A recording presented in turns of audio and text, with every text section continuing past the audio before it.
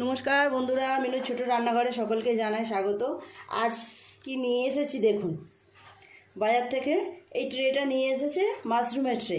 এটাকে দেখে তো চিনতেই পাচ্ছেন আপনারা। আজকে এই মাশরুমটা আমি রান্না করব। এটা খেতে তো দুর্দান্ত লাগে, আমার তো ভীষণ প্রিয় একটা খাবার। এটা রান্না করার জন্য যা যা লাগে সবটাই আমি গুছিয়ে নিয়েছি। কত সুন্দর দেখতে দেখুন মাশরুমগুলো। এখানে অল্প আলু কেটে নিয়েছি, এইভাবে পাতলা পাতলা করে ছোট ছোট করে আলু কেটে নিয়েছি। আর নিয়েছি পেঁয়াজ আর টমেটো। প্রতিদিন যে সমস্ত মশলাটা আমরা ঘরে ব্যবহার করি সেটা দিয়েই করব। আর এই যে মাশরুমগুলো দেখুন, বাজারে তো এইরকম মাশরুমের ট্রে কিনতে পাওয়া যায়, দামও আছে ভালো এগুলো।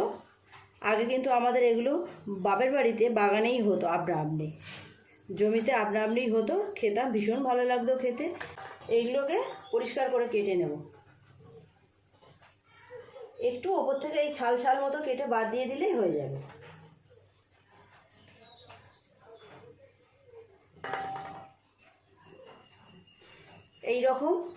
এই রকমভাবে টুকরো করলাম, বড় বড় টুকরো।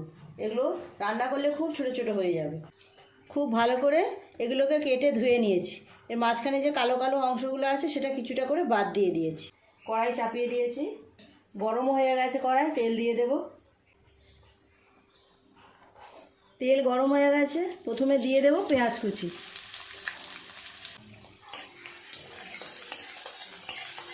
মাশরুম তো অনেক রকমভাবে রান্না করা যায়, অনেক কিছু দিয়ে খাওয়া যায় রান্না করে। তো আমি আজকে যেভাবে রান্না করছি একবার আপনারা এভাবে বানিয়ে দেখবেন, খেতে বেশ ভালো লাগে। পেঁয়াজটা একটু ভেজে নিয়ে বাকি সবজিগুলো দিয়ে দেব। পেঁয়াজের ওপর এবার আলুগুলোও দিয়ে দেব। আলু পেঁয়াজ এইভাবে একটু নেড়ে চেড়ে ভালো করে ভেজে নেব। আলু পেঁয়াজ কিছুটা ভেজেছি, এর উপরে দিয়ে দেব মাশরুমগুলো।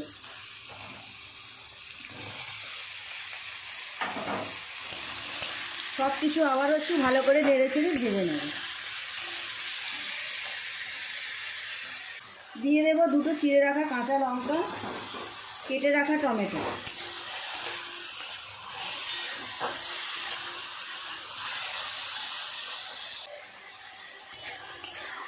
কেমন কমে কতটুকু হয়ে গেল দেখুন। এগুলো থেকে ভীষণ জল জল বের হয়। এর ওপর মশলা দিয়ে দেব। হলুদ গুঁড়ো দেব, 1 চামচের একটু কম দিলাম। দুটো কাঁচা লঙ্কা দিয়েছি তাই ঝালটা কম করে দেব লঙ্কাটা। দেব জিরের গুঁড়ো। নুনটা খুব বুঝে দিতে হবে, এটা যেহেতু খুব কমে যায় এই পরিমাণ দিলাম। একটু ভালো করে সমস্ত মশলার সাথে সবজিটা কষিয়ে নিয়ে জল ঢেলে দেব। রান্না হতেও বেশি সময় লাগে না, খুব কম সময়ে হয়ে যায়।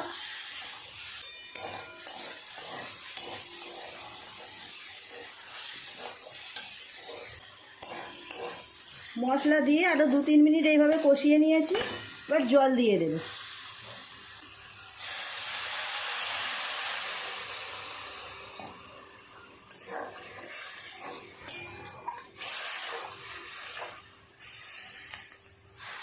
একটু চাপা দিয়ে দেব। 3-4 মিনিট এরকম থাক, তারপর খুলে দেখব কেমন হয়েছে। এবার ঢাকাটা খুলে দেখি। 3-4 মিনিট তো চাপা দিয়ে রাখলাম।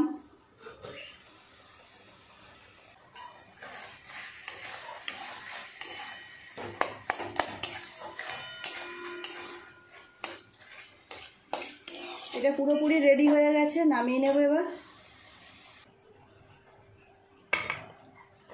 অনেক দিন পর আজ বাড়িতে মাশরুম রান্না করলাম। খেতে তো ভীষণ ভালো লাগে, আপনাদের আগেই বলেছি।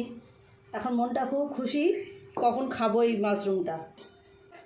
তৈরি হয়ে গেল সকলের পছন্দের মাশরুম। কেমন দেখতে লাগছে দেখুন। ভালো লাগলে একটা লাইক করে দেবেন। আমার চ্যানেলটি এখনও পর্যন্ত যারা সাবস্ক্রাইব করেননি, প্লিজ আমার চ্যানেলটি সাবস্ক্রাইব করে পাশে যে বেল ঘন্টিটা আছে সেটি অবশ্যই ক্লিক করে দেবেন। তাহলে যখনই আমি এরকম সুন্দর সুন্দর নতুন নতুন রেসিপি আপলোড করব সবার আগে তা আপনার নোটিফিকেশানে পৌঁছে যাবে। সবাই খুব ভালো থাকবেন, দেখা হচ্ছে পরের দিন নতুন কোনো রেসিপির সাথে। নমস্কার।